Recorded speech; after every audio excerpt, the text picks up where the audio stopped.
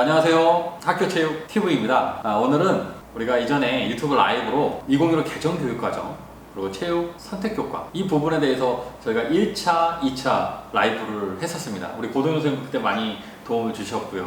혼자 한다면 제가 못했을 텐데 여러분들이 함께 해주셔서 그래도 그나마 뭔가 많은 전국에 있는 체육 선생님들한테 이런 게 있구나, 2015 개정 교육과정이 뭐고, 뭐 체육 선택교과가 뭐고, 고교 학점제가 뭐고, 이런 얘기들을 좀 할 수 있는 기회, 또 이런데 관심을 불러일으키는 좋은 기회가 됐던 것 같습니다. 그래서 오늘은 그날 그 1차와 2차에 걸친 유튜브 라이브 방송 이후에 좀 더 우리가 추가해서 좀 설명을 해드려야겠구나, 이런 생각들을 우리 같이 준비했던 선생님들이 함께 공유했고요. 특히나 그날 우리 댓글로 좀 많이 글들이 올라왔었죠. 그런 댓글들 중에 또 질문들이 있었는데 우리가 충분히 대답을 좀 못 드렸던 것 같아요. 그래서 그런 질문들 중심으로 우리가 조금 더 깊게 2015 개정교육과정, 또 고교 학점제, 체육교과 선택 과목에 대해서 이야기를 나누고자 합니다. 네, 첫 번째 질문을 제가 드리겠습니다. 2015 개정 교육과정과 고교 학점제의 연계되는 굉장히 밀접한 관계를 갖고 있습니다. 이 고교 학점제는 대부분의 교사들, 학생들, 학부모들 다 알고 있을 거예요. 워낙 방송에서 또 미디어에서 많이 다뤘기 때문에 많이 들어보셨죠.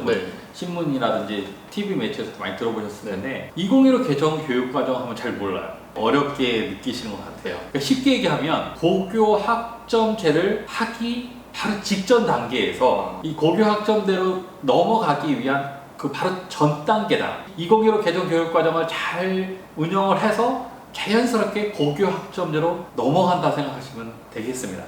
그래서 이 2015 개정 교육과정 또 고교 학점제에서 가장 중요한 특성이 바로 학생들의 선택권을 부여하는 거예요. 고동 선생님 학교 다닐 때 과목 선택권이 있었어요? 아니, 없었어요. 그냥 주어진 과목 하라는 수업 그냥 하고 듣고 이렇게 했었죠? 시대가 많이 바뀌어서 지금의 학생들은 내가 원하는 수업을 선택해서 들을 수가 있어요. 근데 그런 선택권이 점점 확대되고 있다는 거죠. 학생의 교과 선택권은 이미 시작됐고 벌써 몇 년 차 됐고 내년, 후년 더 강화돼요. 그래서 이제 고교 학점제로 넘어가면 이제 그게 완성 단계로 간다, 이렇게 생각하시면 됩니다. 그래서 이제 2015 개정 교육과정과 고교 학점제는 뗄 수 없는 아주 긴밀한 그 유기적 관계 가운데 있다, 이렇게 생각하시면 되고, 이런 2015 개정 교육과정, 뭐 고교 학점제를 통해서 학생들이 원하는 수업을 듣고 이런 것이 다 근본적으로는 이 주입식 교육이 아니라 학생들이 나의 진로와 적성, 흥미 이런 거에 맞춰서 원하는 수업을 선택해서 더 듣게 되는 거죠. 전 과목 다 자기가 선택할 수 있는 거예요? 아직은 그 선택의 폭이 아주 이렇게 많이 넓진 않아요. 점점 그런 것들이 좀 확대돼가는 과정이 있고요. 고교 학점제가 되면 좀 더 그게 더 선택의 폭이 좀 늘어나게. 그렇다고 해서 뭐 국영수, 사과, 은미체 모두 교과 과목을 무조건 선택으로만 가는 건 아니에요. 필수 과목도 있습니다. 기초 과목들은 선택과 무관하게 주어져 있어요. 국어가 그렇고 영어, 수학, 체육도 그 필수 과목으로 들어가 있어요. 그래서 체육도 필수 10단위, 고등학교에서는 10단위. 이 10단위라는 것이 고등학교 1학년 때 주당 2시간, 1, 2학기. 그럼 둘 하면 4죠.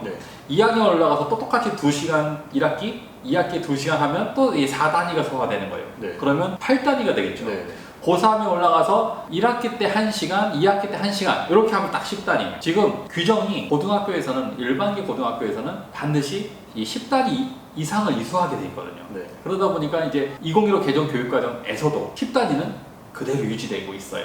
그 10단위라는 거는 결국엔 그 시간을 뒤에 보시면 3학년 11반 시간표가 있는데 저렇게 일주일 시간표 안에 체육때 몇 번 들어가 있느냐, 한 번 들어가면 그걸 1단위라고 해요. 2번이 들어가면 2단위라고 해요. 그래서 지금은 이제 체육은 10단위 이수로 다 돼 있죠. 근데 많은 분들이 아니 10단위 체육 수업 이수하면 되지 뭘 더 하려고 그래, 이렇게 보통 얘기해요. 근데 이 10단위라는 것은 아주 기본적인 수업 실수이고 2015 개정 교육과정에서 보면 학생들이 원하면 그 10단위 이상의 더 많은 체육 수업을 선택할 수 있어요. 이거는 체육만 그런 게 아니라 국어도 영어도 수학도 필수 이수 단위가 있어요. 근데 그 이상으로 내가 국어 수업을 더 듣고 싶고 영어 수업을 더 듣고 뭐 수학을, 과학을 더 듣고 싶으면 추가되는 과목들을 내가 선택하면 되는 거예요. 단 한두 명이 선택하면 수업이 개설되기 어렵겠죠.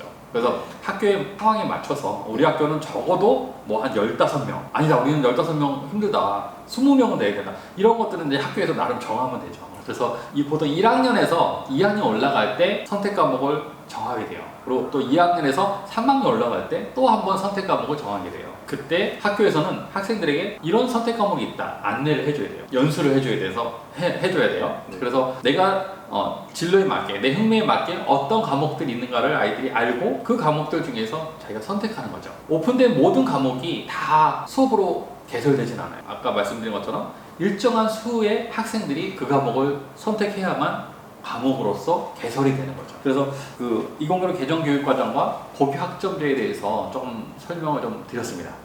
자, 그럼 두 번째 질문은 체육 선택 과목이 과연 누구에게 필요한 건지. 이 10단위 체육 수업 이상의 더 많은 체육 수업을 누가 필요할까요? 학생들이 학생들 중에서 네. 어떤 학생이 필요할까요? 최대를 희망하는 학생들. 기본적으로 네. 체대 준비생들은 당연히 원하죠. 네. 사실 전국의 일반적 고등학교에서 체대 입시생들이면 다 이 수업을 들을 자격이 있어요. 근데 문제는 내가 이 수업을 선택해서 체육 수업을 더 들을 수 있다는 사실을 잘 몰라요. 학교에서 이 부분을 충분히 알려주지 않으면 모르고 그냥 지나가는 경우도 되게 많아요. 우리가 1차, 2차 유튜브 라이브 하면서도 전국에 굉장히 많은 학교들이 아예 소개 자체를 안 하는, 교과 선택 리스트에서 체육이 아예 배제되는 이런 일들이 굉장히 많았잖아요. 네. 좀 안타까운 일들이죠. 이게 리스트에 들어갔다고 해서 반드시 다 오픈되는 건 아니거든요. 수업이 개설되는 건 아닌데 꼭 필요한 학생들이 있다는 거죠.